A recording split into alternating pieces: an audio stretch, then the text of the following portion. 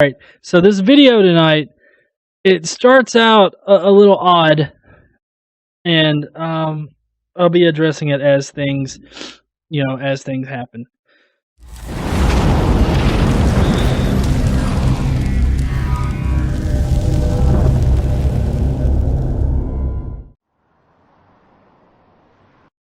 Okay, first off, with an evolution debunk thing, it's starting off at a county high school. That's not to say that, you can't find some kind of debunking of evolution in, odd or high school, but I don't think that this creationism versus evolution debate should really be happening in a high school. It's a bit unconstitutional to bring up creationism when it's not science, especially in a science class. I know that the last 2 weeks that we've been talking about evolution has been really tough for some of you. I understand that some of you are raised in families that don't believe in evolution for religious reasons. Okay, have to call foul immediately on this because the science teacher should not even bring this up in a science class at all. I mean, you got the one inquisitive guy over there to the left that's sort of looking at the instructor like, what are you doing? Are you crazy? And then you got the inquisitive-looking girl over here that's like, I see your point. I do have religious parents. But in my class, I try to teach you to think for yourself. Are there any questions? I love how the teacher's like, I want you to think for yourselves. And I want you to be able to question. Any questions? No questions at all. This is such a straw man of a science class. Kayla, you've been unusually quiet. I'm sorry. No, Kayla has not been unusually quiet. Like, everybody is being unusually quiet for a high school class. You always have challenges for me. No, that's okay. I don't blame you, girl. But I know there's a God. I felt him. You can't explain my entire faith away with just a couple of chapters from the science book. Okay, before straw man scientist there answers, I want to say that evolution doesn't explain away your faith at all. Like there are plenty of Christians out there that believe in evolution as well as God. They don't believe in creationism, but they do believe in evolution and in God. However, I might feel that to be wrong. It's totally up to you whether you want to be that conflicting. I say it that way because it really is kind of conflicting. I mean, you become subjected to the God of the gaps fallacy, where you keep pushing God back. It's a variation of moving the goalpost. You keep moving the goalpost back as far as your explanation, and at some point you have to give way and say, God just isn't in the universe, kind of thing. So that's where that leads. But that's not to say that evolution debunks your faith at all. I don't think that it does. I think that it's a scientific principle that exists outside of religion and all that. This being a science class and science labs and everything like that, God should not even be in the equation. That's the overall problem with this entire video. Mark, feelings can be compelling, but also very misleading. Now, I don't mind if you have faith in your God, but science doesn't require faith. It requires evidence. Anyone else? Well, it seems to me that that's just what's missing from the whole idea of evolution. What's missing? This is the worst acting. This is the worst acting that I've seen. Like I think I'm watching like an episode of Bible Man. I don't know if you guys have seen Bible Man, but the Bible Reloaded posted up them watching a video of it today. But I swear, it's like got the acting level of just a seriously bad movie. Yeah, I watch bad movies on Thursday nights with a bunch of friends over on Vaughn Live, and this is the worst acting I've seen. Evidence. Evidence is missing. It just seems that it takes much more faith to believe in evolution than to believe in a designer. No, it doesn't. It doesn't take more faith to believe in evolution. Evolution has mountains of evidence. We have any question that you can bring up, girl, I can answer them for you. I'm quite sure. We're about to get into your gish gallop here in a second, though. Do you have any examples? Yeah. Do you have any examples while I look all inquisitive and stuff? Well, How about when the textbook talks about the law of biogenesis, how life cannot come from non-life, but then in the next chapter it talks about how all life sprung from non-living material. Does that not sound like the creation account? Like, God literally created everything out of literally nothing, right? But yet, we have a scientific reason behind something being created out of quote-unquote nothing, which isn't the exact same nothing as what these people believe. These people believe in, like, quite literally, like, you hold your hand up like this right here, and there's nothing in your hand, therefore there's nothing there, which is total bullcrap. There's like oxygen, there's fluid all around. This isn't a vacuum in my hand here, Not only that, but they don't have the concept of deep time, which I can't really blame them for. Might be a little complicated to think that, the Earth's billions of years old, but I mean, who am I? I'm just some engineer on Facebook. Anyways, if you really think about it, she's describing exactly what the Bible says, with the exception of science actually does have an explanation for the Big Bang Theory and has reasoning behind everything exploding out of the quote-unquote nothing, but yet her God literally creates everything out of literally nothing, and all of a sudden, as soon as you throw science into the mix that explains it, it becomes ridiculous. It's like, no, wizard in the sky goes abracadabra, explodes everything out of nothing. Totally legit. We have a scientific explanation for it. Fuck that. That's ridiculous, man. Oh, and another thing, this is about evolution, and it seems like creationists or religious people in general always bring up the Big Bang and abiogenesis. Like, that exists outside of evolution. Like, it's so far outside evolution, you shouldn't be talking about it when you're talking about evolution. So this is a red herring inside of this video, because there's no point in bringing up abiogenesis. Also, there's no law of abiogenesis or biogenesis. It pretty much was just simply an observation that was made that living things come from other living things, right? That's just an observation, and some jackass in the past just decided to call it a law. It's not a law. That's not a law of nature at all. That's not how any of this works. It talks about mutation and natural selection and how it can change one animal into another, but mutation only loses information, and natural selection can only Okay, hold on. This is the gish gallop that I'm talking about. So she's going to go kind of fast here, and I'm going to have to stop it a lot of times, but just bear with me, okay? There is actually a lot of evidence to support mutations adding information to DNA. Like, for instance, I brought this up before. You want to look at this. Okay, so basically there's increased genetic variety in a population, increased genetic material, novel genetic material, and novel genetically regulated abilities. These are the things that occur when a mutation occurs. So yes, information is added to an organism whenever you have a mutation. You can unlock certain things that were there. If you have enough mutations, then new information is definitely added. So no, you're wrong. Information is added through mutation. You just saying it without any kind of evidence to suggest otherwise does not prove it to be true, whereas I have a list of things right here. If you can see, the Linsky 95, you got all these different projects and papers and experiments and scientific findings that support the idea that I'm coming at you with, but all you have to say is, no, that's not right. Choose from what's there. So how does a simple living organism turn into something like us?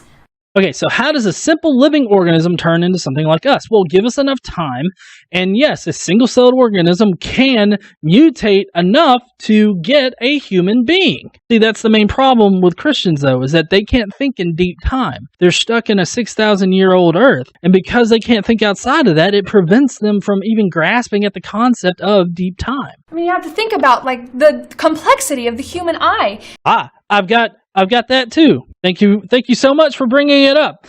So, around 364, 350, 364,000 generations of something will produce an eye.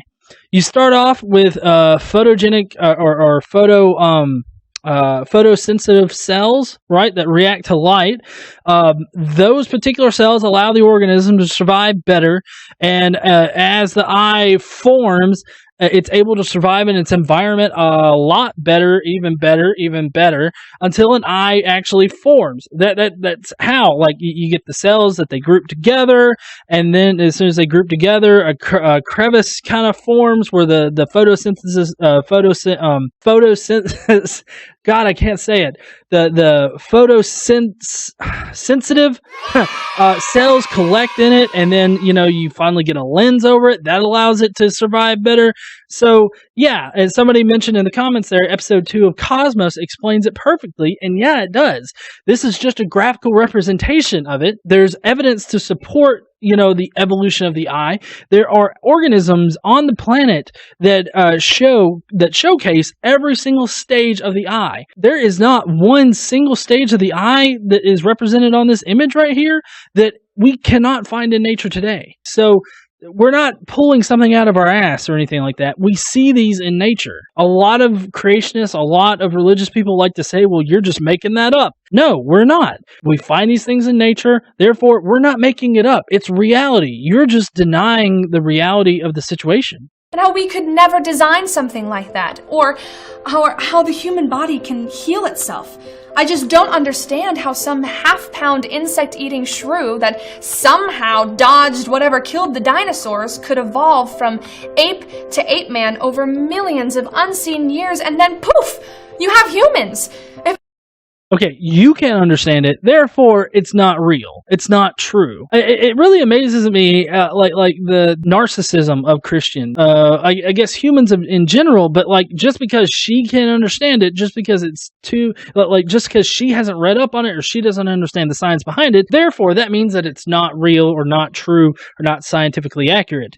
No, just because you're ignorant of it doesn't mean that it isn't real or that it isn't scientifically sound. Just because you don't believe or you don't understand it doesn't mean any of those things. So that was a huge gish gallop, and I actually missed a lot of things in that. Like, I know that she doesn't understand how a single-celled organism can transform into us. Already answered that with mutations. Enough mutations, and you will definitely get the variety in life that we see today. If evolution were true, we'd have millions of in-between creatures running around everywhere, right?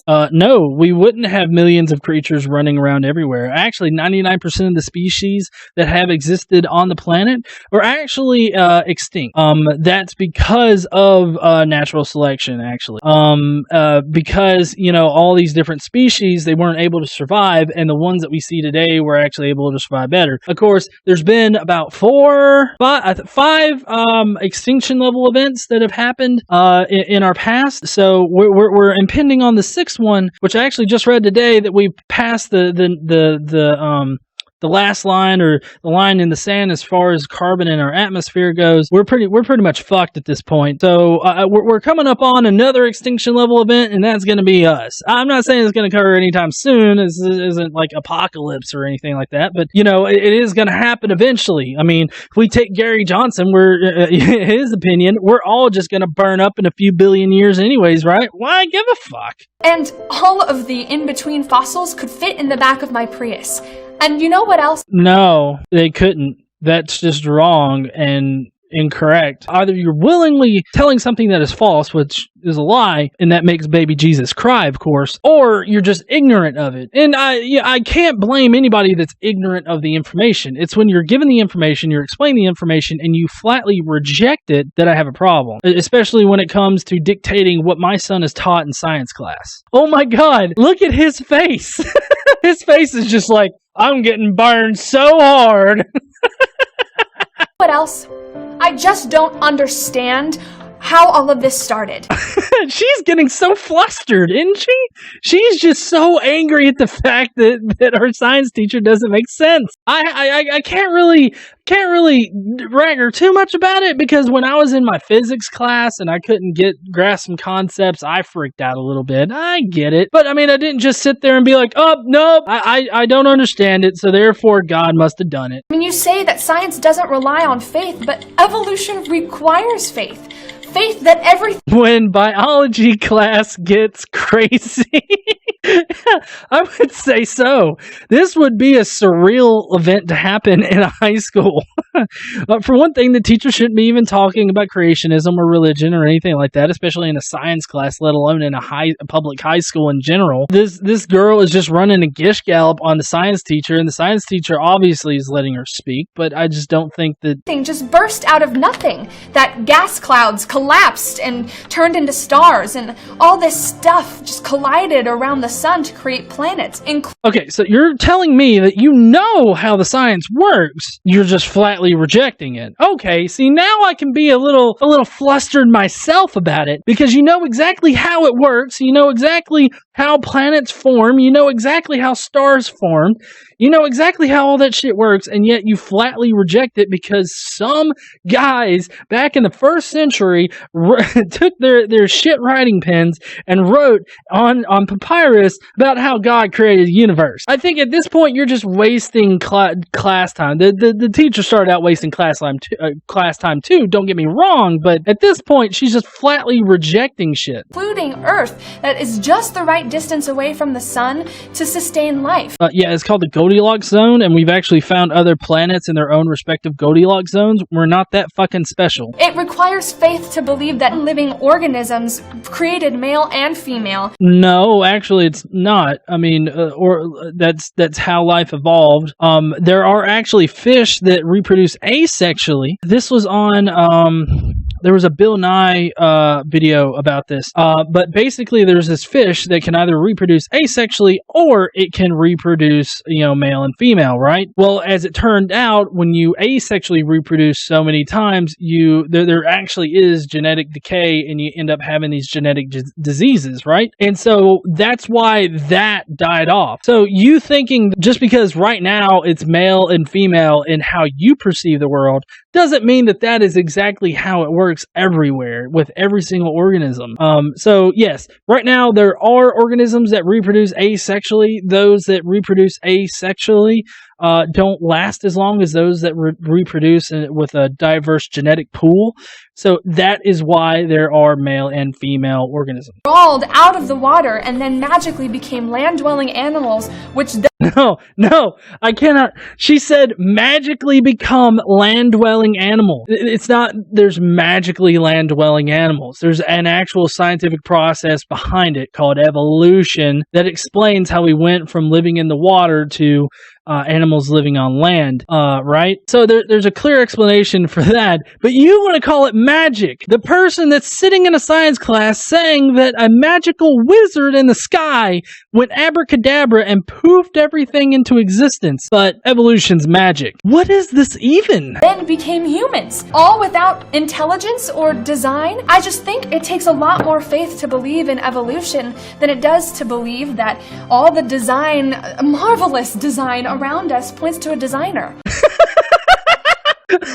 I'm sorry. I don't mean to laugh at you, girl. I don't mean... Okay, so quite literally, you're going to sit there and tell me that it takes more faith to believe in reality than it does to believe in the Bible. I can't even fathom that. Like, I really can't even fathom. Like I don't have to have faith that in the reality that I see. That's the reason why we do these scientific experiments, is so that we can see the evidence. And it's ridiculous that you think that more faith is needed to believe in that. And now I'm just rambling. So does anyone else have a question? Oh, now we got questions. Oh, Saved by the Bell. Stand strong in your faith. Debunkevolution.com. Visit debunkevolution.com. Genesis Apologetics. Okay. This was actually on their channel that I found this. So that was interesting to say the least.